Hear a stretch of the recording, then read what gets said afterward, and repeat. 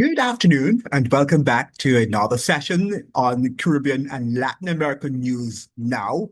It's very, very interesting, and I'm very delighted to be back with you one more time as we talk about the U.S. empire in the Caribbean region. We have to make sure that we keep this topic alive in the minds of people for them to understand that we live at the backyard of what is known as the U.S. empire, the only, what should I say, de facto global or superpower in the world. It is the only superpower, not the only global power. We have powers such as Russia and China and India, perhaps, and other countries. Now, many people suggest that we are living in a multipolar world, and I suggest to them that we've always been living in a multipolar world. However, it is the power, it is the superpower that controls, that who has the most military and economic might that will control the world. Yes, the other powers will always contend for supremacy, but it is the one that has the most might that will control the world. Culturally, politically, economically, militarily, the United States has much more global influence than China, than Russia, and all of the other global powers that we ever mentioned. And I have always suggested that we need also to elevate the discourse, the conversation, as it regards superpowers. I think that the elites of the world are contending for global supremacy. It has nothing to do with your country in terms of whether you're an American or you're Guyanese or you're Trinidadian or Jamaican. What it has to do with is that these elite families, as has always been, are contending for global supremacy. Now, which one will win? Will it be the West that wins eventually, or the Eastern family elites, members of the elite families? Are they the ones who will win? That's the question that you and I need to ask ourselves. Oftentimes, when these wars are being waged, we, the people, are not considered. We are the plebs. We are the subjects. They don't care about us. We are just collateral damage to them. And that is what we have to understand. And many of the videos that I've already made, people are questioning my authority on the subject. And I have been studying geopolitics for many years. And in fact, Spanish was my major. Hablo español. Okay, so I have quite a bit of authority in the field of Latin America and Caribbean history, and I understand the geopolitical realm as far as the US empire is concerned.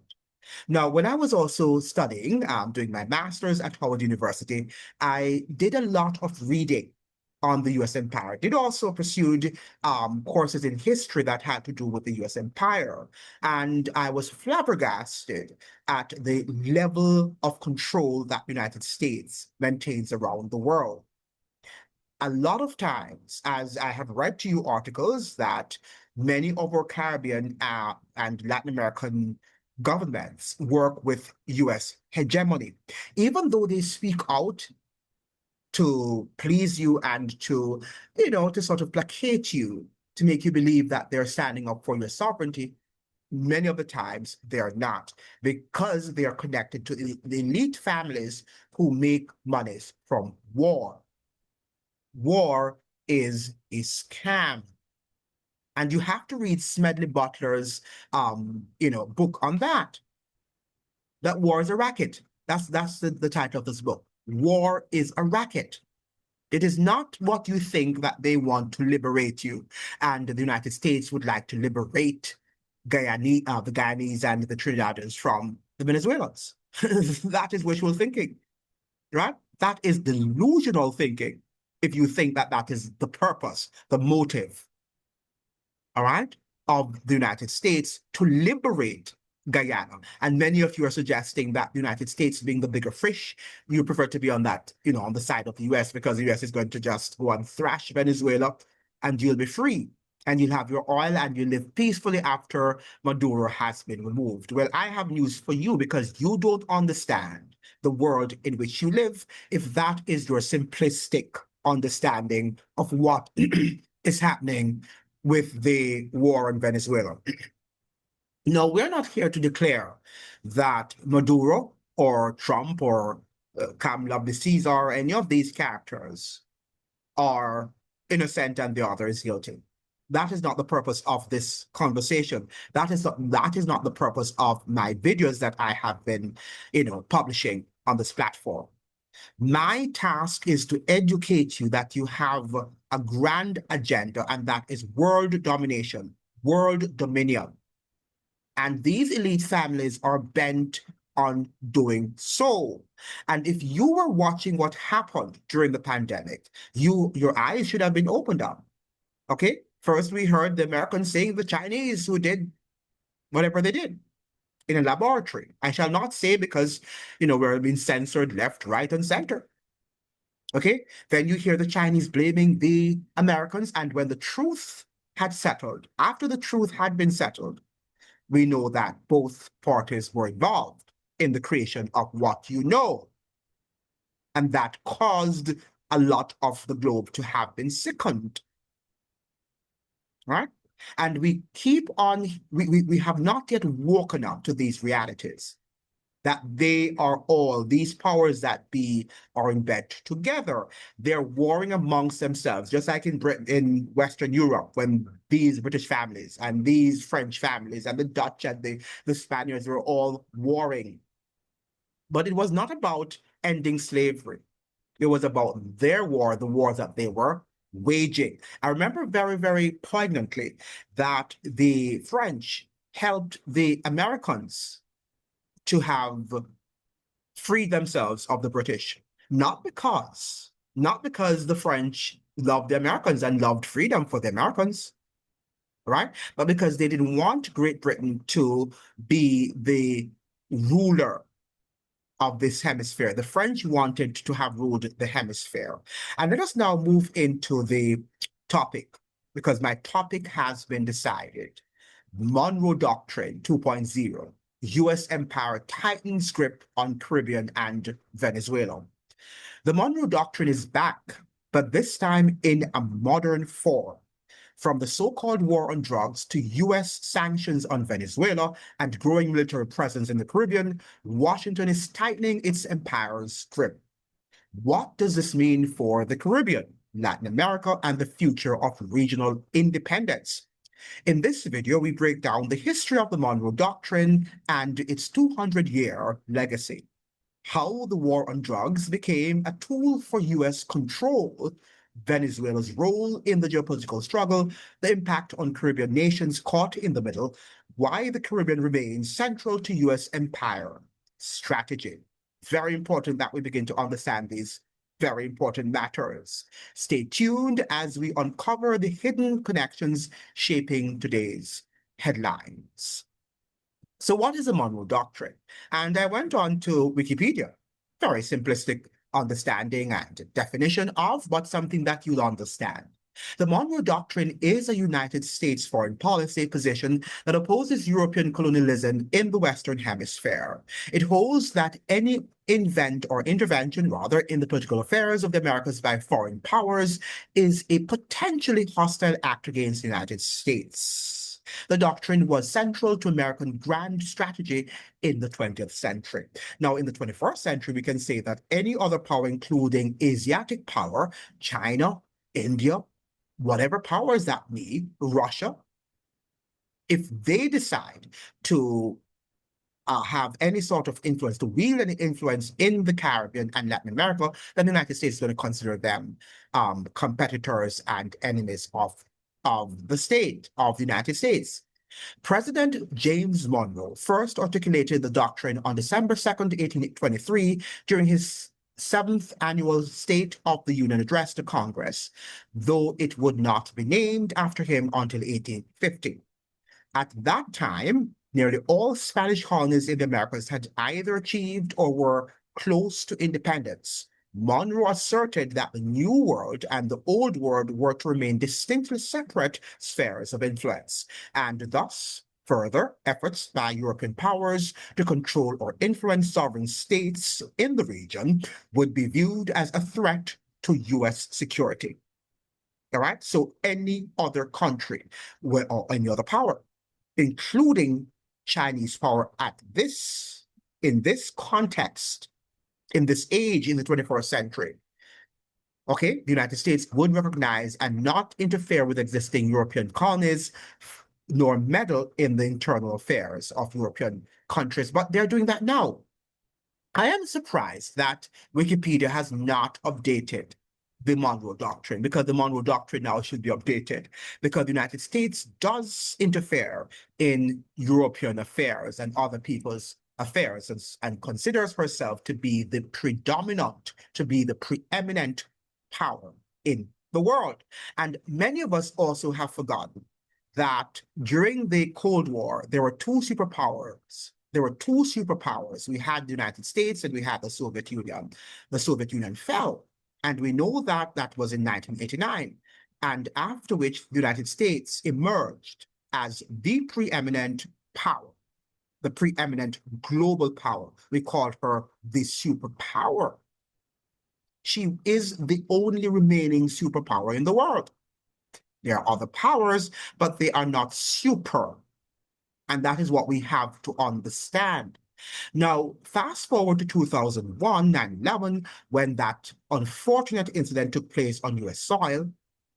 Then the United States started a war which he called the War on Terror, which suggested that any regime, any government regime that goes against the United States philosophy and its values, then they are going to be deemed terrorists and they should be eradicated.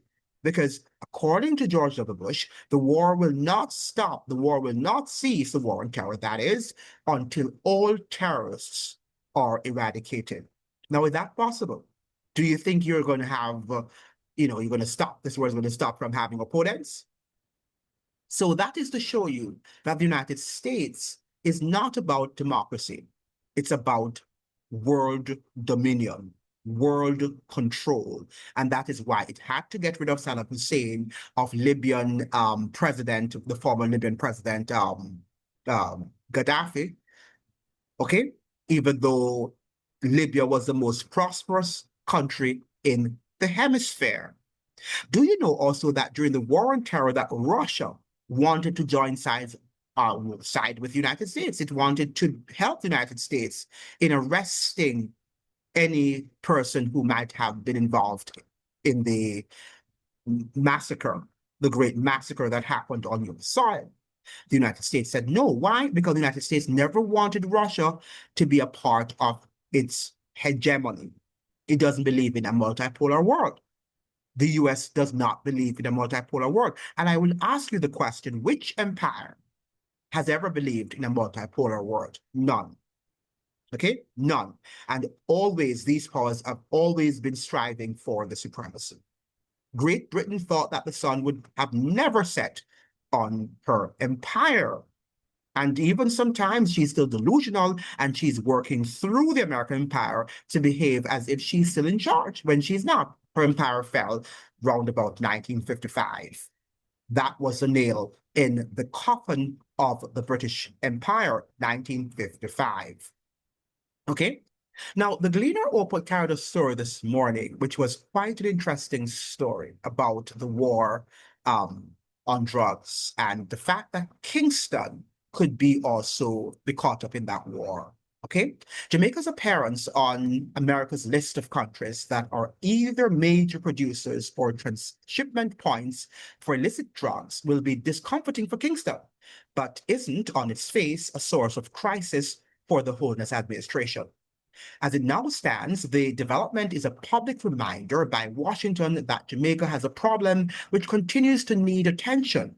Importantly, though, the Americans have acknowledged that Jamaica has been cooperating on the issue. However, given the capriciousness of Donald Trump, the US president, Jamaica ought not to be lulled into complacency.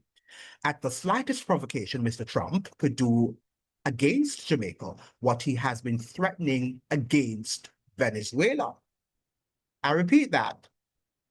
At the slightest provocation, which means, therefore, provocation here means that if you go against US wishes, if you go against US desires, then Mr. Trump could do against Jamaica, the editorial of the Gleaner is suggesting, the editor of the Gleaner, I'm sure, is suggesting, could do against Jamaica what he has been threatening against Venezuela. Okay?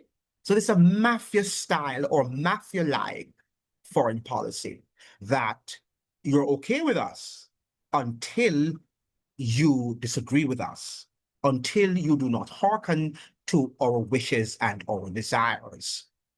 In the circumstances, Kingston must redouble its fight against drug traffickers, including expanding its partnership with its Caribbean neighbors as part of the effort.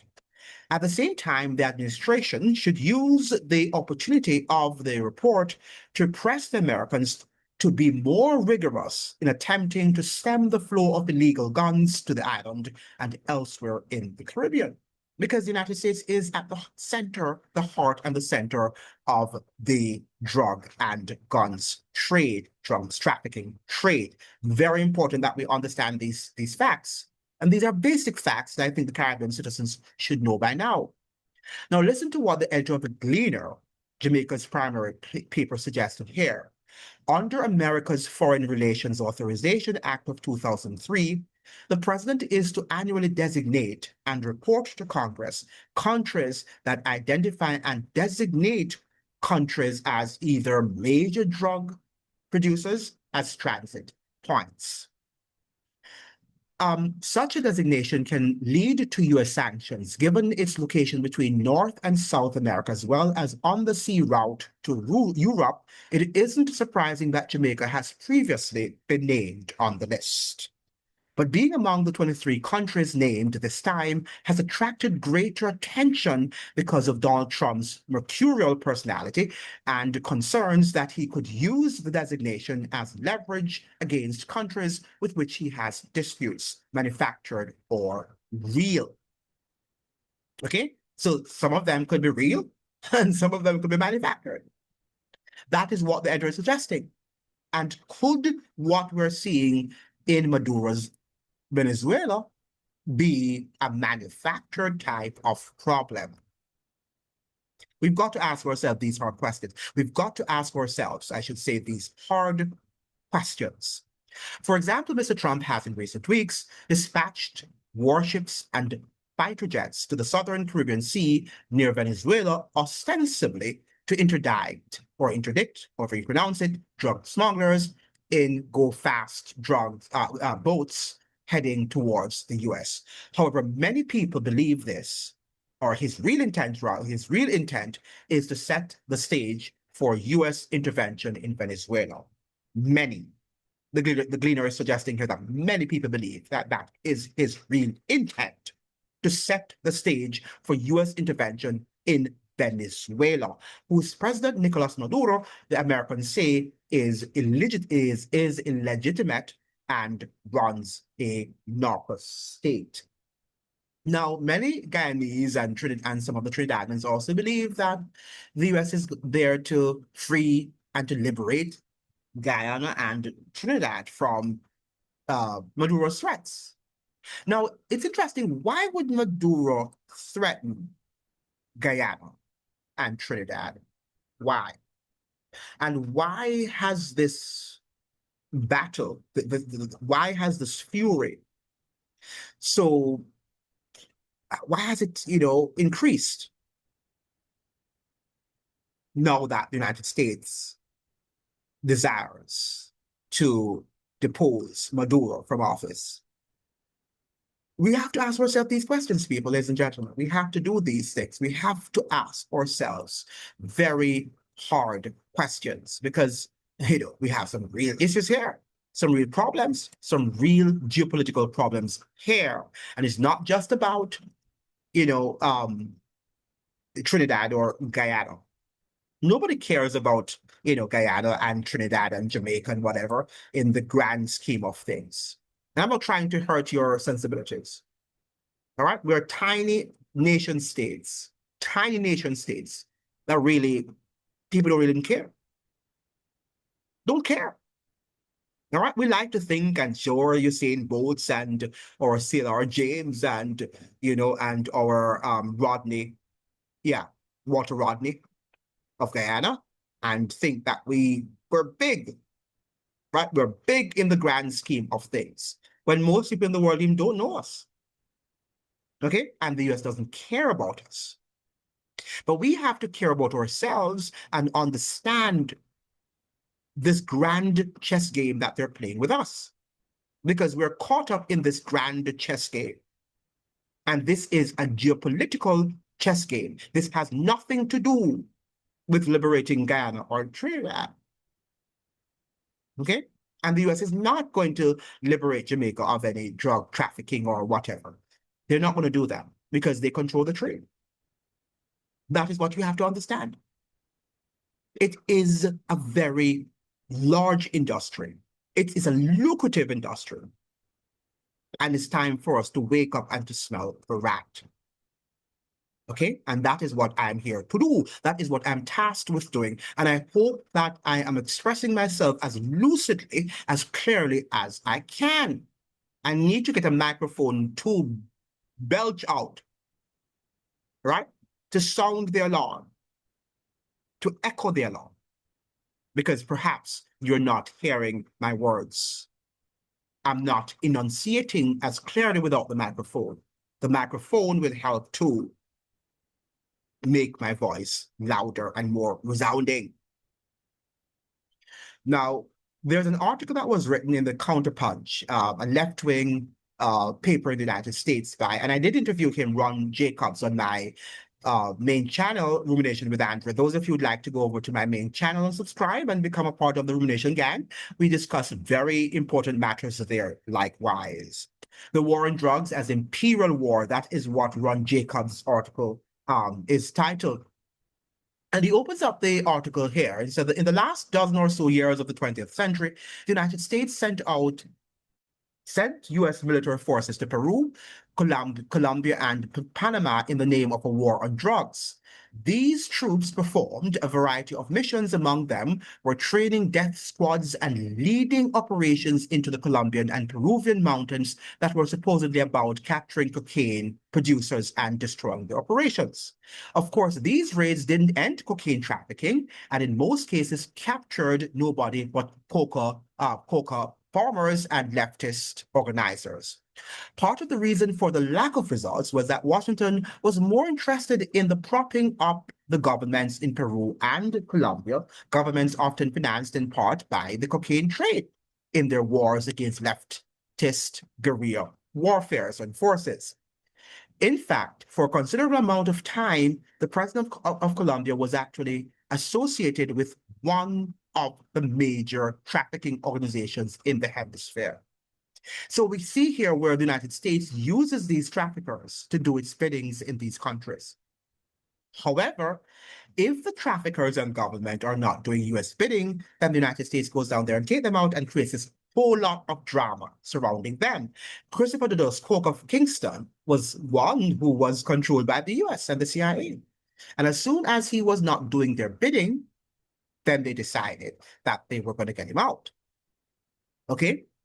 In Panama, the longtime friend of the United States intelligence network, Manuel Noriega, very good example that he's citing here, had his own connections to the Colombian narco traffickers. His country served as an essential stop for cocaine smugglers en route to the United States. At the same time, Noriega was in favor of the treaty between Panama and the United States, worked out during Jimmy Carter's presidency, that returned the Panama Canal to the Panamanians.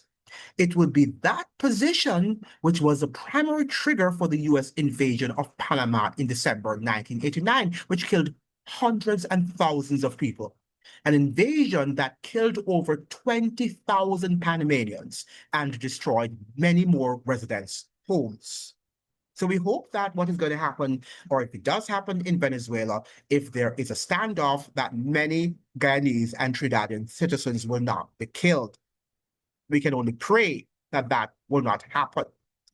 It would be that position which was the primary trigger for the US invasion of Panama in December 1989, an invasion that killed over 20,000 Panamanians and destroyed many more residents' homes. Noriega was kidnapped by US forces and brought to Florida, where he sat in prison until he was convicted of drug trafficking in what can be described as a railroading Meanwhile, George H.W. Bush had pardoned the U.S. officials convicted in the Iran-Contra affair, officials who were part of the same drug trafficking Noriega turned a blind eye to, just as he did to the illegal arms shipments to the mercenaries known as Contras from the United States. And we can't get into the Iran-Contra sort of controversy in this video. We have to do it in another video. But this will show you that the United States controls the drug trafficking trade, okay? And that it does so that it can have control over these nation states. Because as governments get money to do their campaigns and also to invest in infrastructure and other things that the United States might allow them to do, if they do not toe the line with Washington's policies and what Washington desires, then Washington is going to create and say that these people are drug traffickers, even though they knew when they were in their favor. Okay, and that is what you have to understand. Over the past few years, the United States, or the US government, has called Venezuelan President Maduro and his government major players in today's drug trafficking. The Venezuelan government repeatedly insists that this accusation is unfounded, but is part of the decades-long subversion of Venezuela's leftist government. No U.S. agency or international body has provided objective evidence of drug production linked to Maduro or the government, if at all. Despite a fair amount of research on the subject, I have found no evidence that the U.S. claim is true, much less accurate. In fact, it seems quite likely that this is an attempt to paint the government in Caracas as a narco government. My understanding of how cartel trafficking operates is that it's more likely that the United States sponsor, US-sponsored far-right opposition to Venezuela's government includes a few drug traffickers among its ranks. I say this because historically, most major traffickers prefer to work with right-wing politicians. And that is true. That is true. Okay? And we have the same thing in Kingston during Sierra and Mandy's government. Okay, the same dynamic happened there, and the history is instructive. If only we would study our history. The Panamanian saga, also the Panamanian debacle, also needs to be unstudied and needs to be unraveled. And Noriega was in their pocketbook, until he also ran out of favor with them. Okay, the same Saddam Hussein, who was also working for the United States and the US government. Okay, and then when he was also not doing their bidding, then they turned against him. And that is how the show is run. Was Maduro doing US bidding before? I don't know. You'd have to do your own history. But I am not on any side. My point here is to let you know that the US is not playing games. And they don't care if there's any collateral damage, if a war against or on Venezuela should be the final strategy to getting Nicolas Maduro out of office. And when your country is ravaged and your families have been sickened or they have been unalived, what are you going to do? So you cannot just say here that this is about liberation and Nicolas Maduro is a threat to Venezuela and a threat to Guyana and a threat to Trinidad, I should say. Okay? And perhaps he is, but we have to now look at the entire matter and see who is the guilty person here, or who is more guilty, who is more culpable in this whole debacle. Okay? And right now, Kingston in Jamaica, if Andrew Holness, who has just won a third term in office, does not play the game well, we might end up being like another Venezuela, which will see the likes of Andrew Holness out of office in the most undecorated and unceremonious manner. We hope that he straddles, that he plays the game safely as he can.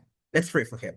Thank you so much for joining. I hope that you like, share, and subscribe. Like the video so the videos can be shared with as many people on the platform. And I will also leave a link in the description in which you can also contribute, make your financial contributions to the channel so that we can have more independent journalism and intellectual conversations so that we'll be able to grow and we'll be able to be vigilant and understand what is happening in the region and the world at large. Ciao.